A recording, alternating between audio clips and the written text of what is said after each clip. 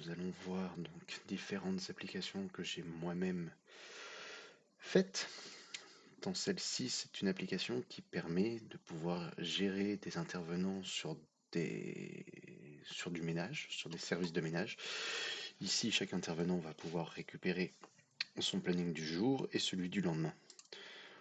Quand on va pouvoir cliquer par exemple sur l'une des interventions, nous allons avoir le heures, l'adresse, l'heure d'arrivée des clients, la durée de la mission, combien d'intervenants il y a et le prix, ensuite des informations diverses dessus.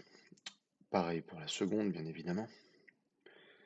Nous allons pouvoir avoir le planning de chaque intervenant qui va pouvoir planifier, voir sur sa semaine, sur son mois à venir quelles sont les tâches qui lui incombent.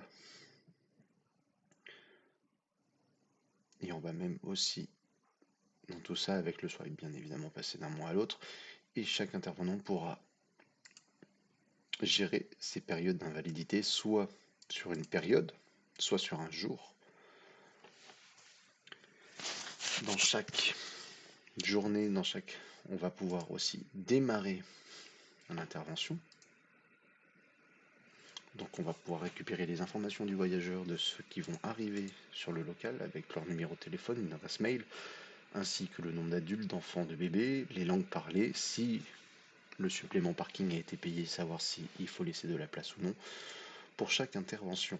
Ensuite, on va avoir le libellé et le planning à faire. Concernant les deux autres applications, nous sommes sur deux versions de la même application. La première qui se situe ici, qui est donc une application de golf qui va permettre de gérer,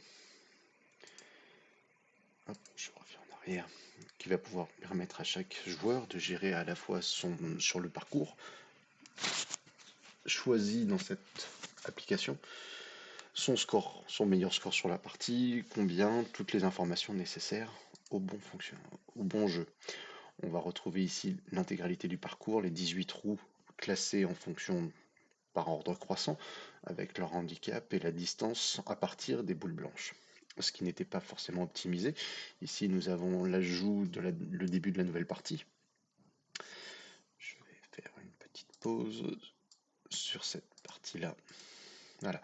Ici, nous allons retrouver donc le nom du joueur principal, celui à qui appartient l'application. Nous allons pouvoir rajouter aussi des joueurs pour pouvoir jouer avec du monde ou non, la formule de jeu, le mode compétition, le mode signature. Ensuite, nous validons le début de la partie. Nous allons donc avoir les 18 trous. On pourra remplir, bien évidemment, le nombre de putts, de coups, si le green a été touché en régulation et si on a touché le fairway au premier coup.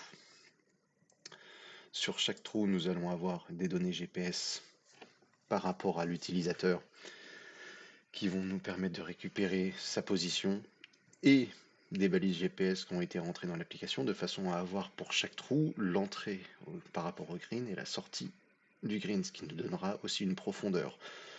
Sur cette interface, nous allons avoir le nombre de coups avec un stepper qui va nous permettre, quand on est...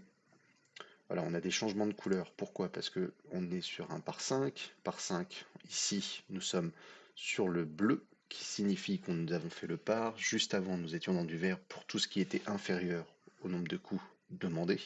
Et à partir de 6, dans le rouge, pour le nombre de coups demandés. Normalement, nous sommes censés faire 2 putts. Pareil ici, nous sommes sur du vert pour indiquer que nous sommes dans la bonne zone. Si nous passons à plus de 2 putts, nous sommes dans le rouge. Et ici, bien évidemment, si le fairway n'a pas été touché au premier coup, nous sommes sur non. Basculement avec le switch sur oui. Cette application était l'une des toutes premières que j'avais créées, un projet personnel, mais qui n'est pas forcément très optimisé en termes de UI, et pas forcément très joli non plus.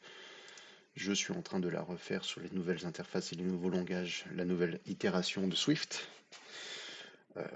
Là, nous sommes sur la page d'accueil avec notre profil, l'édit de bouton qui n'est pas encore actif, mais ce qui nous permettra aussi de récupérer exactement les mêmes informations que sur la précédente.